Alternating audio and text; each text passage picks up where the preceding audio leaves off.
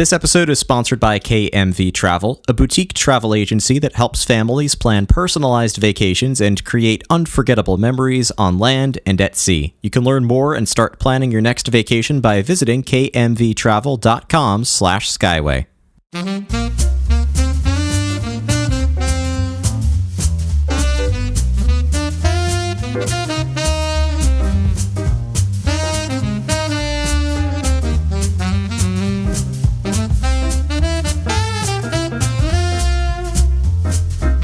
Welcome aboard Imagination Skyway, your grand podcast tour of the magic. I'm your host, Matthew Kroll, and in today's episode, we are continuing our Disney Resort Collection series with a very special episode recorded live from Disney's BoardWalk. In this episode, we'll discuss everything you might want to know about this property, including its history, room types, recreation, dining, and more. Plus, since this was recorded live from Disney's BoardWalk, you'll enjoy the ambience of the BoardWalk and Crescent Lake as we chat. It's a relatively new kind of podcast format I sincerely love and hope you enjoy too. At the end of the show, we'll return to Imagination Central, where I'll share ways in which you can stay connected with Imagination Skyway, how you can discuss this topic with others, and how you can help support and inspire the future of this show. Please remain seated, keep your hands and arms inside the podcast at all times, and enjoy your grand circle tour aboard Imagination Skyway.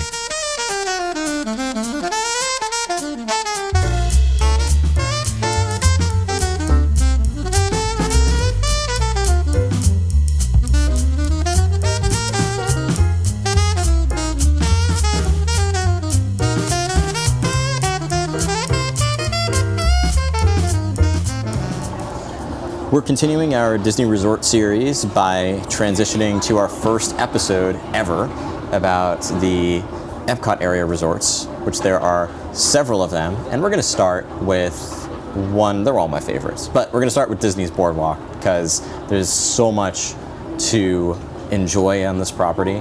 And Kelly, have you stayed at BoardWalk before? I have, but it was only 3 years ago, which is surprising to me just because this was the second DVC resort. Yeah. And my family has been DVC members since '96, so since when this opened, actually. But I did love it when I stayed here. Yeah, I'm a little jealous of the DVC members who have ownership here. It no longer makes sense to, at least for me, to buy into Disney Vacation Club with the home ownership in BoardWalk. I've run the numbers a million different ways, and it's best at this point for us to use our points to stay here when we can, but I'm envious of that 11-month booking window and the access to EPCOT and Hollywood Studios. But anyway, I think I've stayed here about 3 times now. Joanna and I stayed here for the first time when she was graduating college. It was a family celebration with her family, and I remember staying in a deluxe studio, and one of the most memorable things was it was right near this stairwell on the 3rd floor, and in the mornings I would come down the stairs and enter or exit right through this courtyard in the center, and then just walk over to the bakery, grab a coffee, and walk back. And it was the middle of the summer, so it was hot, but the mornings were very pleasant, and it was a perfect way to start the day. And we have since stayed here a couple more times, and it's always a very special property. Before we talk about BoardWalk specifically, as always, I've got rapid fire questions specific to BoardWalk. So we're going to start with first discussing the EPCOT Resort area. Mm-hmm. We're going to exclude Swan, Dolphin, and Swan Reserve.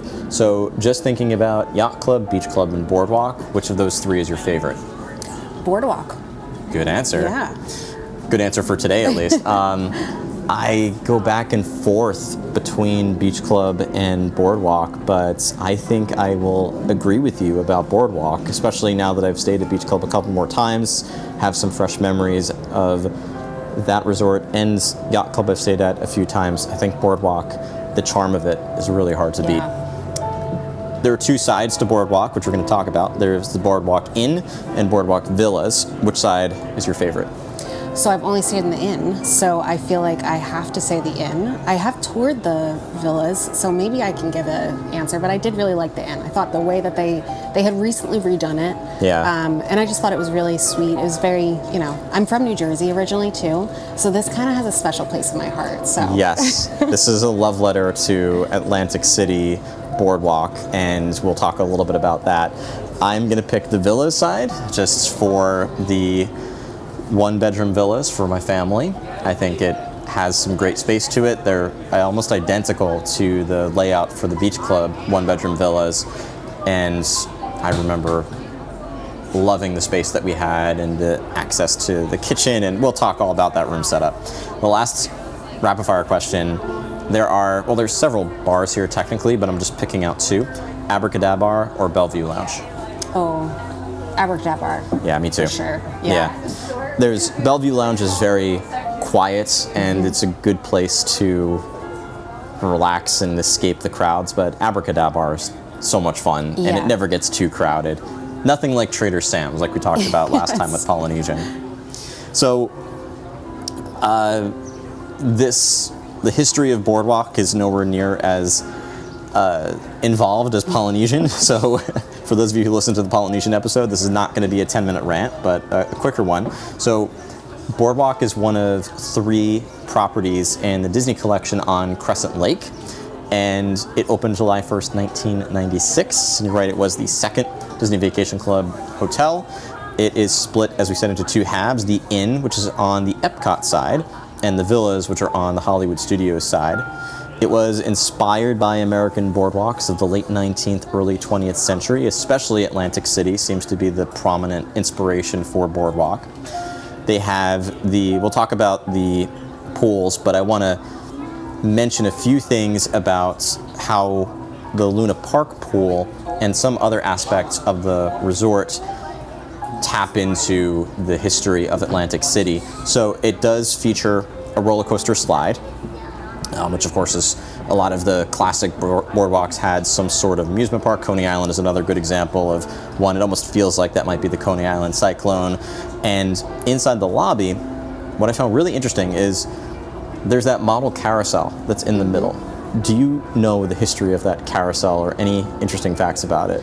Oh my gosh. My dad is going to listen to this episode and he's going to be so upset when I say no, I can't remember, because he's 100% told me this. That's okay. Well, this one's for your dad. So what's interesting is that carousel was handcrafted in the 1920s by Marcus Charles Illians, and he was the one who developed the Coney Island style carousel and is considered the world's greatest carousel carver. The carousel features 44 unique horses. They're each 4 inches tall. No two are the same. And it was purchased by Disney in 1995, the year before the resort opened, and meticulously restored by Walt Disney Imagineering. But because it is Disney, they didn't just restore it, they also added in some hidden Mickeys. And what was really cool is they matched the speed of the carousel to the King Arthur carousel in Disneyland. That's awesome. It has a real interesting connection. Above the carousel in the lobby, there is an electrolier, which is a chandelier designed for electric lamps instead of gas candles, obviously harkening back to, again, sort of turn of the century. And it features 4 hippocampuses, which I wasn't sure what those were, but they are a seahorse with 2 feet and the tail of a dolphin or a fish, and it's finished in 22-karat gold leaf and weighs 3,000 pounds. Wow. So it is a gigantic electrolier chandelier.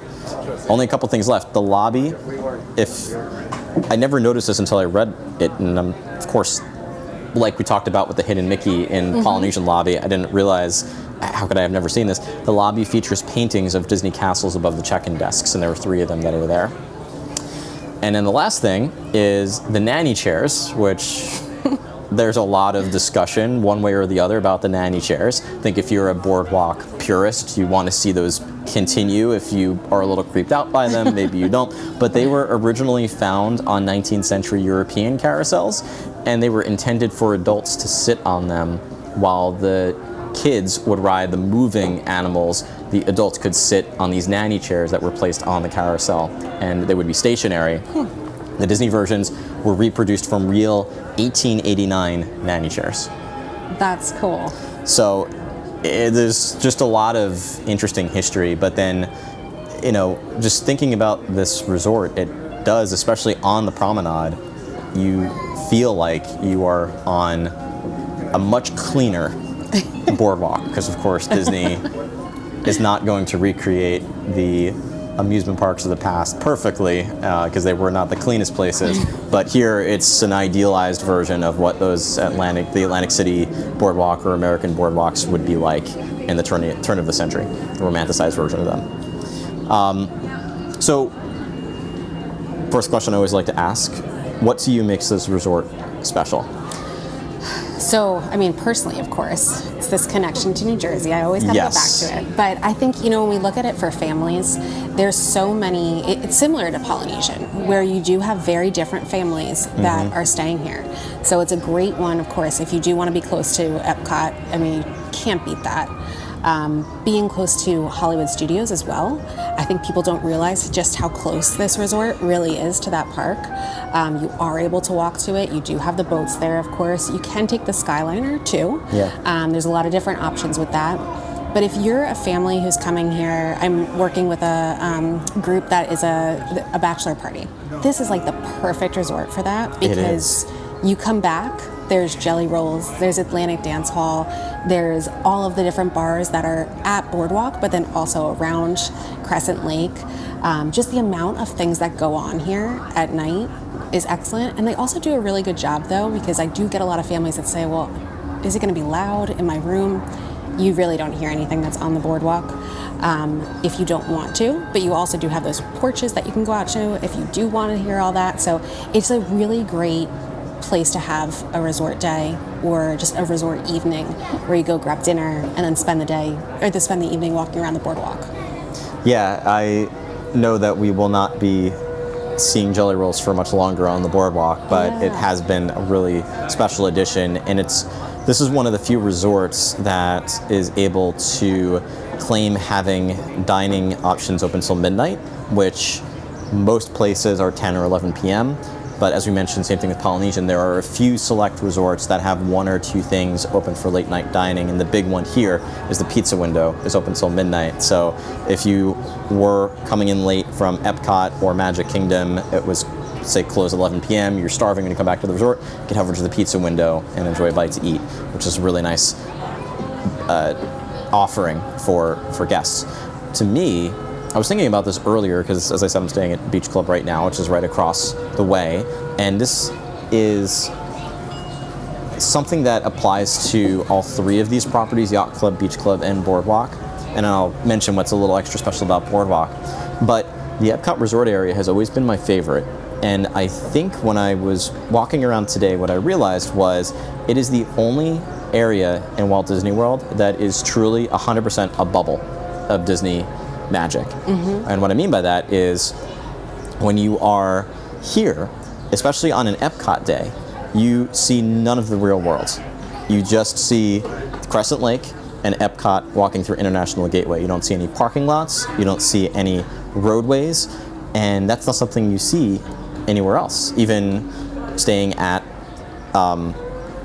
Polynesian, or Contemporary, which is right next to Magic Kingdom, you would think that's really close to the bubble, but you got to cross that roadway. It just feels very different compared to this being the height of what Walt Disney wanted with Disneyland, which is to completely keep the outside world out, and between the trees and the buildings of the resorts, and then walking into Epcot World Showcase, you could really immerse yourself in Disney magic 24/7. So that's one of the things that I love about Crescent Lake, and then Boardwalk in particular. I think the promenade adds something to this property that you're not going to find anywhere else. Now, I will say in the summer months, it's not the most convenient thing in the world. I remember we were here during a tropical storm, and the only way I could get food other than in-room dining was to go out in the rain with my umbrella onto the promenade, with the exception of grabbing coffee inside. That was it. It was, I have to either go out in the heat or the rain. First world problems. But that's something that, like Beach Club, Yacht Club, You could completely just stay, if it's terrible weather or super hot, you could probably just stay inside all day. You've got all the dining right there, restaurants, quick service, and shopping all within an enclosed space. But regardless, the promenade here, it is really enchanting, and it feels like similar to Polynesian. You're on vacation. Right now we're here around dinner time, and it's very laid back, it's very quiet, and like you said, if we wanted to, we could just hop right over to EPCOT or right over to Hollywood Studios. No more than 10-minute walk either way. So I love those aspects of this property. But let's talk more specifically about what the property offers. And we'll start before we get to that, because you mentioned there's different families that might enjoy staying here. So who do you see most enjoying a stay at this resort? And it could be a particular type of family or a particular psychographic model of a Disney fan who wants some experience out of their resort stay. Yeah, so it's, a lot of times I'll have families that will say, I want to stay in the EPCOT Resort area because there's a festival going on. And I know I'm going to spend a lot of time at, the Food and Wine Festival or whatever it may be. Having that accessibility that you're able to get in through, right between UK and France there is just such a nice offering for people. There's also the families that just like to have the additional space, like you're saying, with having that, one bedroom, whatever it may be. There's families too that a lot of times will have multi-generational families where one wants the one bedroom, but the other one really doesn't need a studio. So this setup allows them to kind of have both, where they can stay at the inn or they can stay at the villas, and we can kind of split them up a bit if we need to. The other thing that's nice about this is we do get a lot of people who are here for conventions that are actually, they're at the convention center that's here because it does have a convention center, or maybe they're at Swan or Dolphins Convention Center, but they're doing an extended stay for their Disney vacation, and this is the spot that they like to stay at. Then it's just the families that like to have a lot of different options for their dining or their entertainment, whatever it may be. And like you said, like you're in this bubble. If you don't want to eat something at BoardWalk, you head over to Yacht Club, you head over to Beach Club, whatever it may be. You have all those different options that are there. Yeah, and the reverse side of what we talked about with Pop Century, the Skyliner access to Riviera, Art of Animation, Caribbean Beach, and Pop Century is also here. So exactly. You have that extension to all those other properties too. And I'm also remembering that one of the things that does make this property special, going back to that, as I'm looking out at the gazebo, is you see a lot of private events and vow renewals and mini wedding ceremonies that take place over at this overlook that's looking over Crescent Lake. It is technically a part of the boardwalk, but it has this gorgeous view off to the side of the boardwalk itself, and Beach Club and Yacht Club and the Swan, Dolphin, and Swan Reserve. So there's not always that option at every resort to have a ceremony with that type of view. Yes. And it's just looking over at, right now there's a party that's happening and they're looking out at the sunset over Crescent Lake. So that makes it really nice. So let's talk about the options for rooms. There are, similar to Polynesian, several. The deluxe properties tend to have a lot of different options, and for Kelly, we'll turn this over to you as usual. What are the different options between views you can select and room types that are available here? Yeah, so we'll start with the BoardWalk Inn. So that's going to be kind of your standard hotel resort offerings. So there's going to be the standard rooms, which have different views. So you have a resort view and a water view, and that's going to sleep 5 people. Then you can get those same views, the resort view or a deluxe room, and those can be club level. So we do have club level here. There's also a Sonora VP suite that can sleep up to 6 people, a 2-bedroom suite that can sleep up to 8, and then you also have a garden room, which is club level, which is interesting because this is one of those 2-people rooms. Yeah. So that was one that I've never booked somebody at, and when I was looking this up, I was like, wow, that is a special room to have, but it's also one of those ones that's highly limited too. So when we go over to the villas, of course we have our deluxe studios, so those are going to have your kitchenette, sleeps up to 5 people, and you have the resort view, a garden or pool view, and then you also do have the boardwalk view option here. That will also, with our villas, when we go to our 1-bedroom villa, you're going to have in-room laundry, full kitchen, private balcony, and then a dining seating area as well. So you have your 1-bedroom villa, that's a resort view, garden or pool view, boardwalk view, and then we don't have a 2-bedroom villa here. So that sometimes can get in the way of some things, but there's always things we can do. Get a deluxe studio and a 1-bedroom. But you can get a 3-bedroom grand villa that sleeps up to 12 people, and these are absolutely gorgeous. Yeah, those are it's hard to. I've stayed in a 3-bedroom grand villa twice now, and they are really spectacular. Never at BoardWalk, but one was for a bachelor party at Grand Californian for 2 nights, which was amazing. And the other was a friend of mine whose family had Disney Vacation Club since the beginning. That's what it says on their card at Old Key West. They had extra points and they invited me to join them. So stayed in a 3-bedroom grand villa at Old Key West. That's awesome. Yeah. Now those are huge rooms. They are gigantic. Yeah, huge rooms. You've got a dining room. It's literally a place that you could live. It's incredible. The garden room, I was thinking, they are, since they sleep 2 adults in their club level, they might be, and I'd have to do my due diligence here, they might be the only 2 adults or 2-person club level room at Walt Disney World. I think you might be right. Because the Tower Studios at Riviera are not, the Duo Studios at Polynesian's Island Tower are not, and every other club level I can think of has only standard rooms or higher. But the garden rooms do look really interesting, and they are a very unique offering at this property. For views, do you have a preference between the options here? Oh, you know, I think I always like the boardwalk view, just because I'm totally that people watcher that loves to like take my tea outside and just watch from the porch. But I don't think you could get a bad view here, honestly. I've stayed in a resort view, which means you're kind of, you're looking out onto basically anything. And all of the areas that you're looking out onto are beautiful. Yeah, the resort view, you have a Skyliner view, and there's not directly a parking lot. It faces the parking lot, but there's this, there's like a lawn and some water features that are out there too. So you're right, there really is not a bad view.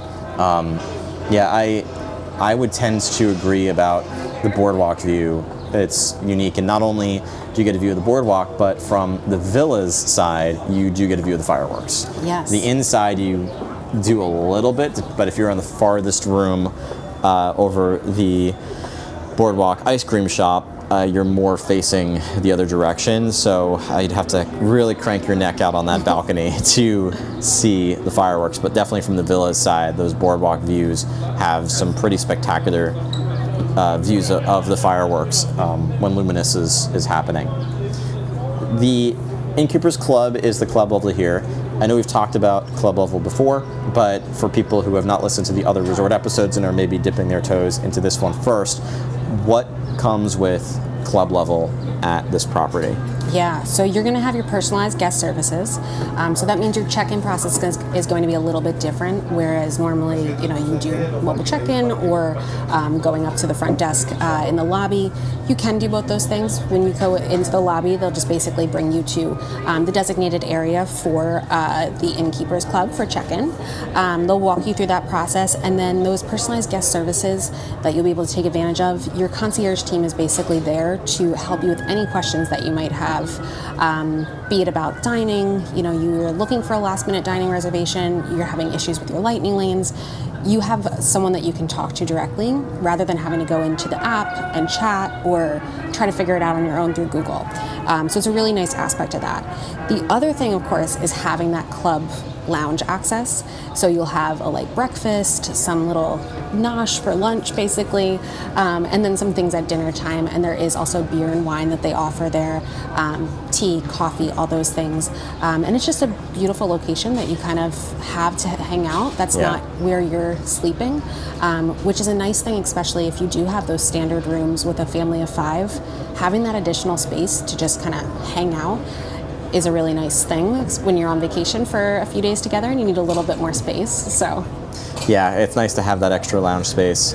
And the hours generally run, I know 6:30 in the morning they do the sort of early starter coffee, tea, and then start with, as you mentioned, that breakfast selection, sort of a light breakfast selection at 7, and then generally the late night dining goes until 10 p.m. So you can really get a jump start before your park day, and then if you are going to EPCOT, which generally closes at 9, you can still get back in time for late night dining and enjoy some snacks before heading back to your room. Pools, it's amazing that there are so many pools here because they have separate pools for the inside and the villa side. So the main one that we mentioned is the Luna Park pool, but what other pools are offered at BoardWalk? So there's 2 leisure pools that we have. So there's a pool that's south of the Luna Park pool and then east side of the resort as well. So those are going to be a little bit more laid back. The Luna Park pool is really where you're going to have those family-friendly entertainment. You have your 200-foot long water slide, and just the whirlpool is over there as well. But those leisure pools are going to be the ones that are a little bit more quiet. So if you're just kind of hanging out by the pool, those are great options. Yeah, I know the Luna Park pool also has a play area, and in addition, close to the Luna Park pool, you have the Muscles and Bustles Health Club, you have the Sideshow Games Arcade, and then closer to the Villa's Leisure Pool, you have the Community Hall, which a lot of Disney Vacation Club properties have that. What's interesting here is also, we're literally looking at some families doing it now, you can also rent Surrey bikes, which is a really interesting thing you can do here that you can't do at every property. Certainly not in the Magic Kingdom resort area, you're going to have that opportunity. I have rented Surrey bikes on a couple of occasions with my family when I was a kid. Have you ever done that before? Well, you said your first time was 3 years ago, so. Well, so we have done the Surrey bikes before. Okay. And my family will forever hold it over my head because I wanted to do it and I am the youngest child. So my feet didn't really reach the pedals. So you were just enjoying the ride. Yeah, I didn't sweat at all, and they were just complaining that it was August and really hot, but it was a great time. Yeah, it's a lot harder than it looks, especially when you go over the bridges. Yes. And if you go over one bridge, you're going to have to go over a bridge again. So just keep that in mind. If you power uphill and decide you don't want to do that again, you're going to want to turn around and come back downhill as opposed to going down to Beach Club, or if you're going the other way, going around to Yacht Club. So it's a really unique offering for recreation here. Dining. As we mentioned, that's one of the things that makes this resort special, and there are 10 counted dining options, and not, that includes Jelly Rolls, which is closing April 19th. So that's just something to keep in mind as you're listening to this, is Jelly Rolls is going to be closing and moving somewhere else. We don't at this point know where, but it is going to be closing here April 19th. Do you have any suspicions as to what might replace Jelly Rolls? And Big River Grill. Yeah. Because that's also an empty space. Yeah, I don't know. Jelly Rolls is a lot of space. I would like to see something other than another dining location. I do like that this was something that was more of an entertainment aspect, so I'm not sure. I do also wonder what happens to Atlantic Dance Hall. Do they keep that? That's true. It is a big one for event space, so that's probably why that one is staying there. Yeah, they do welcome home DVC events there. Yeah. Went to one of those recently. Yeah, definitely private events, and then also the attic, which is above Jelly Rolls. There are a lot of weddings and special events that take place there too. Got really some incredible views from the attic, which is really nice. So, dining. What are the dining options on this property? Ooh, it's like buckle up with this one because there is so many. Lots of different offerings. So Flying Fish is a table service location. This one's only open for dinner, and it is going to be a more signature experience for if you're looking at dining options. Trattoria al Forno is breakfast and dinner. This is table service, and it's used to be a character dining. No, it hasn't come back yet, but I would love to see Rapunzel and Flynn back there again. Us too. BoardWalk Deli. So this is breakfast, lunch, and dinner. It's just going to be more of the grab and go type of options. There is a ton of tables that are out on the boardwalk. But just be aware that there really isn't a lot of indoor seating unless you're going to go to the Bellevue Lounge. Carousel Coffee, this is a new location that we have here that opened only a couple years ago I think, and that's inside, so it's right off of the lobby area. BoardWalk Ice Cream, of course, that's going to have snacks. The Pizza Window, which I can say, and people may not agree with me, I think that's the best pizza on property. Interesting. Yeah, and I'm from New Jersey. I don't know if I've said that enough, So that is open for lunch and dinner. It does get a bit of a wait though, so if you are interested in that, that's one to kind of make sure you head over to. Abracadabra, of course. Leaping Horse Libations, so this is going to be the pool bar. Boardwalk Joe's Marvelous Margaritas, they are marvelous, I can attest. The Blue Ribbon Corn Dogs. And then new to the area is the Cake Bake Shop. So there's the shop, there's the restaurant, and then the Cake Bake Shop also does offer a Roses of Gold afternoon tea. And then the final two locations, Bellevue Lounge, already mentioned that. That's going to be a bar service location. And then the Funnel Cake Cart, which of course is going to be our funnel cakes. So, table service, what are you doing at BoardWalk? Oh, I probably am going to Tutorial Forno. Yeah, I'm the same way. It's, I think, one of the best breakfasts that you can get, especially around Crescent Lake. And the dinner is obviously delicious too. I was a bigger fan of the old Flying Fish menu. Went back, it was not quite the same, still delicious, but I have memories of the older menu before COVID being exceptional. So maybe that'll change, but definitely Tutorial Forno is where I'm leaning for that. Quick service, you said the Pizza Window, I'm guessing is probably your go-to? For sure. Yeah. It's hard for me to pick for quick service. I am gonna say though the Boardwalk Ice Cream, because it's one of the few properties that has an ice cream shop. So that makes it really unique. The only other one, of course, that I can think of is Beaches and Cream over at Beach Club. There are quick service offerings for ice cream, but have a dedicated ice cream shop is not as common on Disney Resort properties. Shopping. So there are a few shops. They're all very closely connected, but there's Thimble and Threads, Disney's Character Carnival, the Screen Door General Store, and the Promenade Fine Art Galleries, which makes it feel almost like a little mini Disney Springs in that corner, because you do have that. The art shop is unique. That's also something that you're not going to see an art shop at every Disney property. But anything to add about the shopping that's available here? Not much, other than there's always good pin trading here. Yes. So if you are a pin trader, this is a good location to come. For some reason, they always have some good things on the boards and everything. Yeah, it's definitely. Maggie's gotten into pin trading, so and she's only 3. So I can only imagine it's going to continue as she gets older. So we felt like there was a lot of transportation to talk about at Polynesian, but I think there's a longer list here. So what are the transportation options from BoardWalk? Yeah, this is another one where I have to be like, buckle up. Yeah. Literally, I guess, right? Yeah. So, of course, to get over to Magic Kingdom and Animal Kingdom, you can take the bus. That's also going to be the same transportation option for Disney Springs as well as the water parks. We do have the friendship boats, so those are going to be, of course, on Crescent Lake, and those will take you over to EPCOT and Disney's Hollywood Studios. Now, with those, just a reminder, though, you are going to be stopping at other locations, so build in a little bit more time if you plan to take that versus taking a bus, that we're just not used to that stopping anywhere. You can walk, of course, so you can walk to EPCOT or Hollywood Studios. It can be a little bit longer of a walk to Hollywood Studios depending where you're at the resort. So if you're pushing a stroller, just keep that in mind. And then you can take the Skyliner to Hollywood Studios, but a caveat with that too, if you do take the Skyliner, you are stopping at Caribbean Beach, transferring to then get over to Hollywood Studios. So it is a little bit of a longer distance. I would say if you can walk to Hollywood Studios, you can walk to EPCOT, that's always going to be your fastest way. But if you want to save those steps, the boat is a great option.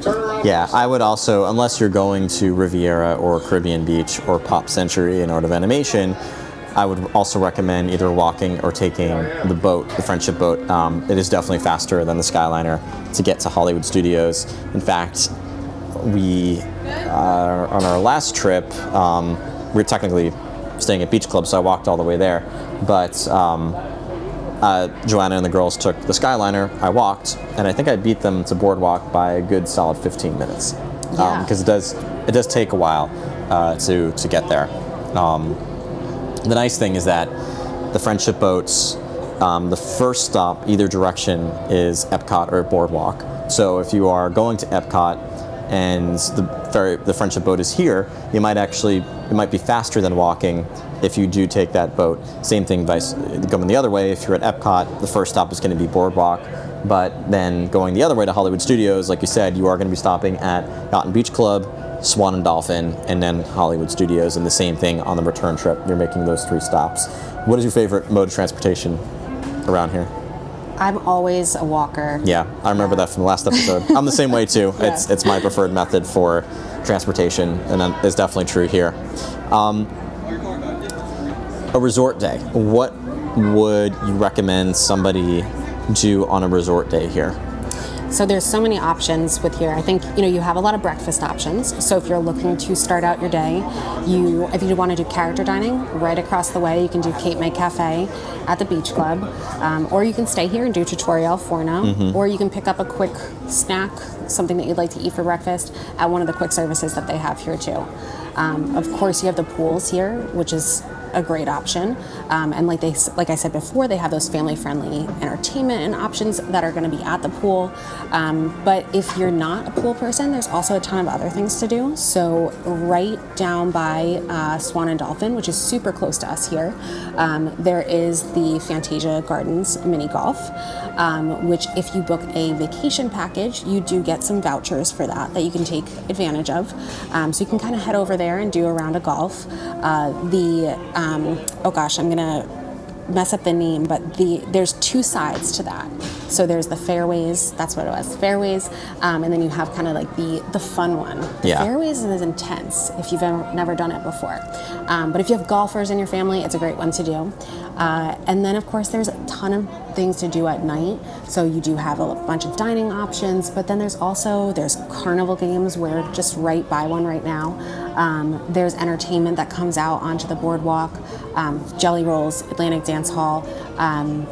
Like we said, Jelly Rolls will be moving soon, but there is a cover charge on that one if you do get there before it goes to its new home. And then if you're not looking to do that, there's also, of course, other dining options that you can take advantage of, like the Cake Bake Shop, or just taking a walk around. When it's a nice night like tonight, this is like a perfect place to just kind of get your steps in, walk around. The other thing too is that you are close to the docks over at Beach Club and Yacht Club, and that's actually where you can get a fireworks cruise for Epcot. So if you want to splurge, you can do that. That's something that's bookable for up to 10 people, I believe, can get onto the fireworks cruise.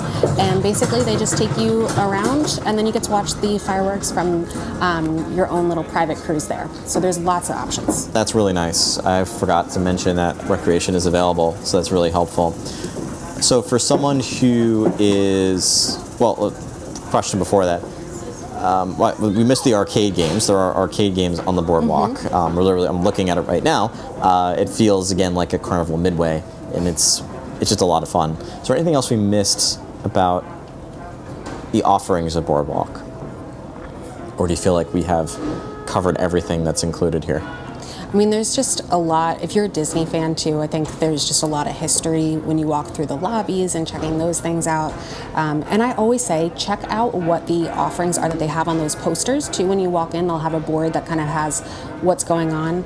Some different resorts will have different exercise classes or tours of the resorts, things like that. So it's always something to check out. I don't know what Boardwalk is offering right now, but that's something you can ask about too at the front desk. Yeah, and I love how they set up for I think it's called Movies Under the Stars. They do that in the central courtyard between the villas and the inn, and it's really nice. I remember just wanting to stay here as a kid, and my parents would come back to Boardwalk, very similar to how at the end of a Magic Kingdom day we would go back to Grand Floridian and enjoy the ambience of that property. We would always, after an Epcot day, come back and enjoy the boardwalk, and there's, oh, we did forget to mention, there's entertainment on the boardwalk at night. So you have magician, juggler, they have a acrobatists who I've seen, I don't know what they're called, but stacking chairs and balancing on the chairs is always very interesting to see what they're offering here. Usually after Epcot closes, after the fireworks, you're going to see a lot of the nighttime entertainment out on the boardwalk again, feeling like a bit of a carnival midway, or a true boardwalk, turn of the century boardwalk. But yeah, I love the movies Under the Stars, and in like all the other properties, like you said, there's always a menu of recreation to enjoy on any given day. So even if you're not going to the parks, you can easily fill your time with things to do on a resort day or any other day. So for someone who is looking to stay here, we kind of answered this question, but we'll recap. Why should someone consider staying here? There's so many different options here. It's very similar to what we talked about with Polynesian, of how many just diverse families are staying there for what their needs are and why they're choosing to stay here. Of course, the proximity to Epcot is excellent. You really can't beat it. As well as to Hollywood Studios. It's definitely the closest one to Hollywood Studios. So if you know you're going to spend a lot of time there, it's a great one to have. If you do want those options of all those different dining locations, be it quick service, snacks, bars, things like that, you have so much here at Boardwalk, but then also if you just walk around Crescent Lake, because we didn't even touch on all the options that are also at the Swan and Dolphin too. That's true. So you have endless possibilities really, plus everything on the Skyliner. So there's lots and lots you can do there, but also having that additional space if you do want to have that with the villas, or if you just want this resort for all those different amenities that they offer. You have the club level in the inn, or just that standard room if you just want to take advantage of being in this location. It really is, like, I love how you said it truly is the bubble. Yeah. This one definitely, when you're here, you are in Disney. You're in this world of the kind of emblematic boardwalk. Yeah, I agree about the Disney bubble makes this place really special, and all the offerings at the boardwalk, which exceed what you're going to get at Beach Club and Yacht Club, are great reasons to stay here. And also knowing what multiple room options are available on both sides of the resort. So for someone who is interested in staying at Boardwalk, what should they consider, and what can they do to get started? Yeah, so it's going to really depend on which side you're looking at. So if you are looking at the inn, there's normally availability. We can find something. Of course, the ones that are going to be more limited are going to be your club offerings, those smaller rooms like the garden that we talked about. Those ones, if you are interested in them, when those, if you're looking to go in 2026, get on the wait list now for KMV. We can help you out with that, so you know when that comes out. If you're looking for villas, those are a little different too, because it does kind of go first to DVC members, and then it will open up for cash rates. So even if you're not a DVC member, you can stay there. It just sometimes is a little bit longer until we can book that. But again, the biggest thing is to just reach out to us, or if you're booking on your own, make sure you're keeping an eye on this, because those rooms will come up and they will book up pretty quickly.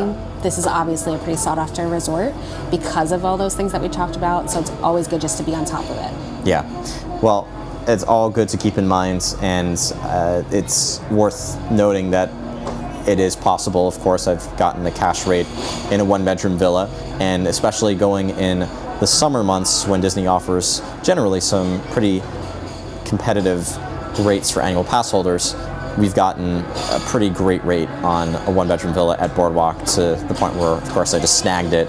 So it is possible, not being a DVC member. It's actually, I think, harder for DVC members to book here unless you own here compared to getting a cash rate. So unlike Island Tower, where actually it is like Island Tower, where the cash rate has the advantage. Yes. But in either case, well, Kelly, thanks for joining me, and we have 2 other resorts in the Epcot Resort area to get to as well, but at least on the Crescent Lake area, I should say.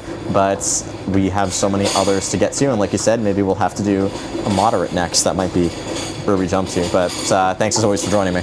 Thanks for having me.